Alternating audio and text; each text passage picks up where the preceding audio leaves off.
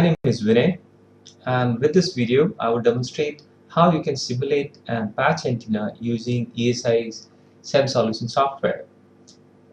To start with, you can click on Open File and browse for the pre-designed geometry in the form of .igS file. Click Open and continue. Click OK in case of any warning message displayed.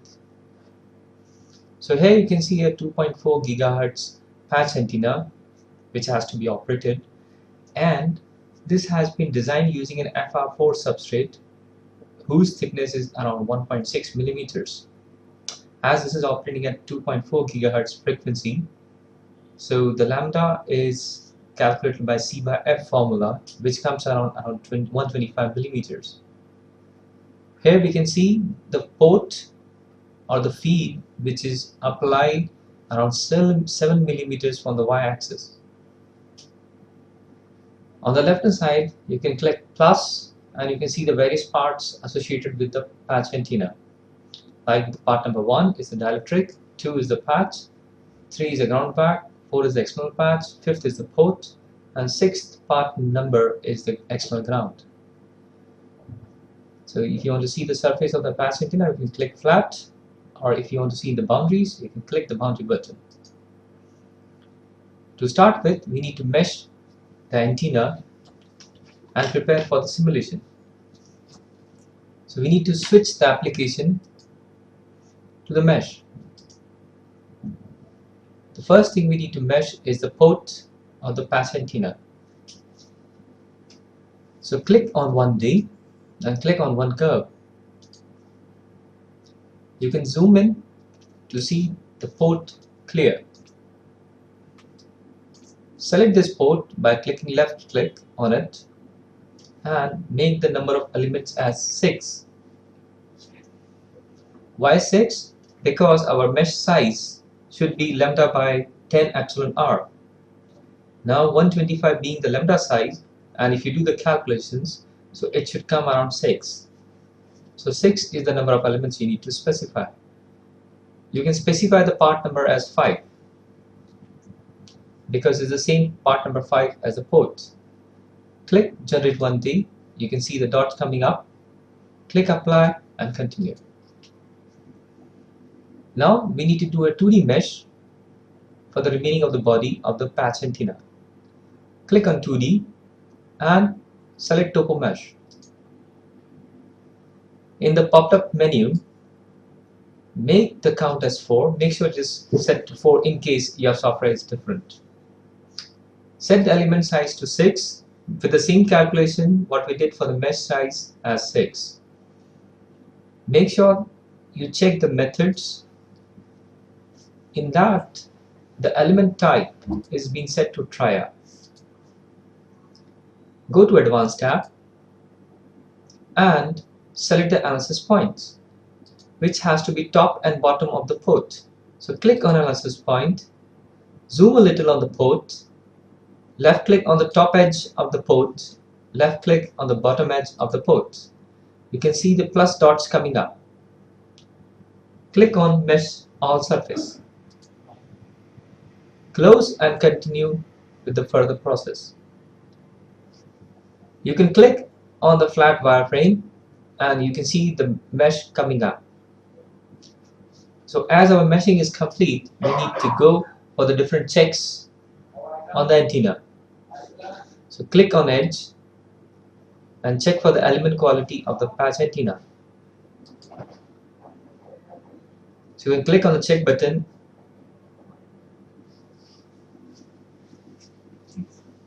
and check again.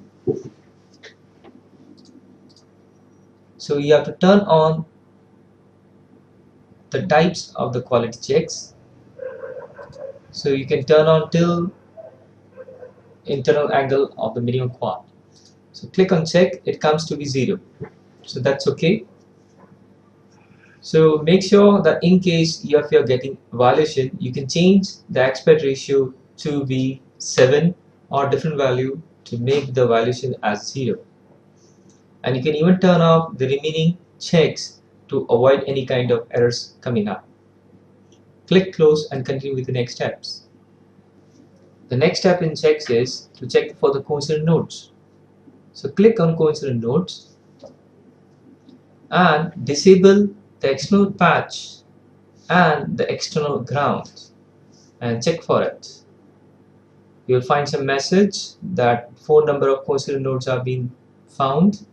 Click fuse all, apply and carry forward. The next checks is to check for the element normals, which are the electrical orientation. Click on that and check, but it's confusing to see them, so better do it by one. So click on part number 1 and ask him to show the arrows. Check for it. So for the part number 1, the arrow should be upside, so I can see they're correctly oriented. Select the second part, the patch. In this case, the arrow should be downside, so again they are correct. In case they are not, you have to flip them. Check for the third, which is the ground, back. So again they have to be upside, so they are again correctly oriented. Check for the external patch. So in this case, again they have to be on the upside, but I see them, they are down. So I need to flip them. So to flip them, click on the elements and select all antenna. So you see that they have been flipped towards upside, so they are correct. Click apply and continue further. Check for the external ground, so it needs to be downside, so this is also correct. Just apply, close and continue further. So our meshing is done, our checks have been done. So now it is time to save the file and get ready it for the simulation. So go to file, click save as patch.vdb, save and continue. Now I need to change my application to CEM to prepare for the simulation. So go to CM and start by defining materials. So click on material editor, and the first material I would like to define is the dielectric material. So that is by default type 1, so that is dielectric material. Specify the value as 4.4, which is property of the FR4. Click apply, close. The next material I would like to define is the port wire.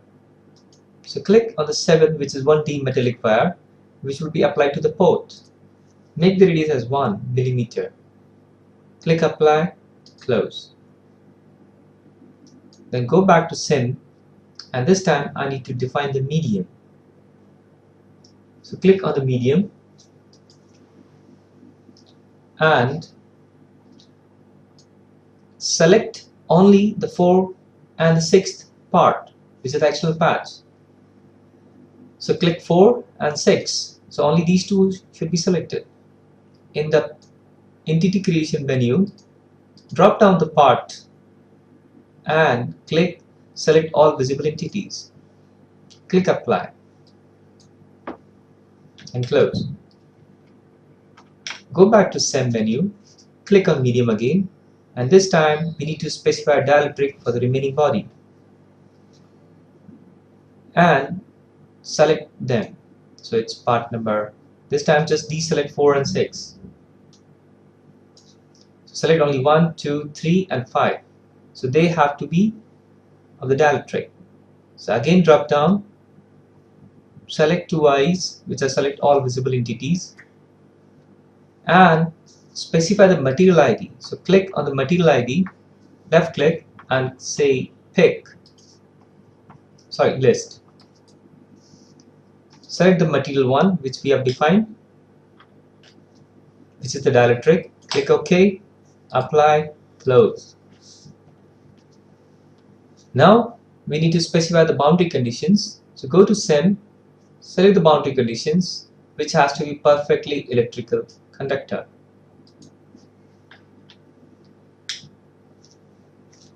And apply. Close. Now we need to go to part manager and assign the parts which have been defined to the antenna parts. So go to CEM part manager, and we need to specify the PEC, which is a perfect electrical conductor, to the patch, the ground, the external patch, and the external ground. So these are the PEC materials. Select them and left arrow. So they have been assigned to these. And only the fifth one is our wire material. So select that one and left click or the left assign symbol. Close it. So our parts have been assigned to the antennas. Now we can start by applying the excitation. So go to CEM, click on excitation sources and select delta gap. So we need to select a node for applying the delta gap to the wire port. So best view would be select the boundary mode and zoom in further. Now I can see my wire port which is being on the top of the patch. So to see all the nodes of the wire, left click on this folder icon of the nodes and you can see the dots coming up. So here in this menu, just click on the node selection, left click and say pick and select the second point from the bottom. The first one is touched to the antenna body, so it's better to select the second point. The arrow is pointing downwards. We need to flip the direction. That's it. So click on flip direction and you can see the arrow going upwards. Click apply, close. So our excitation is over. Now the next step comes up for the setting of the frequency, far field and the current. So on the left hand side you see the Explorer. Right click on the excitation and sources, say new and click multi-source. On the pop-up multi-source menu, right click on the delta gap and say assign and assign the defined delta gap to the multi-source window. On the bottom side you see general far field. Select general far field, right click and say new. Specify the theta values as 360 to 361 in steps. So our theta would be 0 to 360 and the number of steps are 361. And say far field as yes. Click apply, close. You can also select the currents in case you want to see the current on top of the antenna. Click apply and close. The next thing coming up is the output parameters. So in the output parameter, select that branch, right click over here, say new frequency. So here you can specify either the signal frequency or a band of frequency for the simulation purpose. So if you want a frequency band, select left click on the single word and make it interval. Specify the starting frequency as 2.4 gigahertz and the ending frequency as 2.6 gigahertz. You can specify 10 number of frequency steps in which the simulation would occur. Don't forget to click add. Say apply, close. Make sure you check the length unit is in millimeter. So right click, new length. It is already set to millimeter, so that's okay. Click apply and close. Now our setup is complete and we can run the simulation to get our output. I can save the project and continue further. So go to file menu, click save project and just say select. To start the computation, you can go to CEM, click on job manager and you can see some default settings already been done, so you can keep it left as it is. Click on run. So it will take a while to get your simulation output. So after a while your simulation will be over and you will be asked to press any button to continue. Click close. Now it's time to see the results. For checking the results, click on application, click viewer. So you can load the result file from file, click on open and select the result file extension, which is .erf h5. Click open. The first thing I would like to see is the far field. So somewhere on the toolbars you'll find a button for contour, which is a multicolor button. Click on that and it will open a contour window. On that, drop down the spherical grid and click on far field. So you should see the far field coming up on your right hand side. Now the far field is not displaying the gain, so to select the gain, go to the tab field, left click on the factor and select gain. You can make the scale of 10 dB and to see the accurate value of the gain. So the gain range is around 4 to 31. So the pink color denotes the maximum value of the gain, which is close to 4. And you can see the directivity pattern of the antenna. You can even close this and you can see it better. To see the other plots like VSWR or the reflection coefficient, you need to load. So go to File and click Import and Plot. So select the reflection coefficient, make the axis type as 20 dB and click Plot. So this is how you can see the reflection coefficient coming up of the patch antenna. If you want to see the VSWR, so click on VSWR, make it a new page and make the axis as linear and click Plot. So this is the VSWR of the antenna. I hope with this video you can also simulate your patch antenna and continue further in understanding the operation of patch antenna.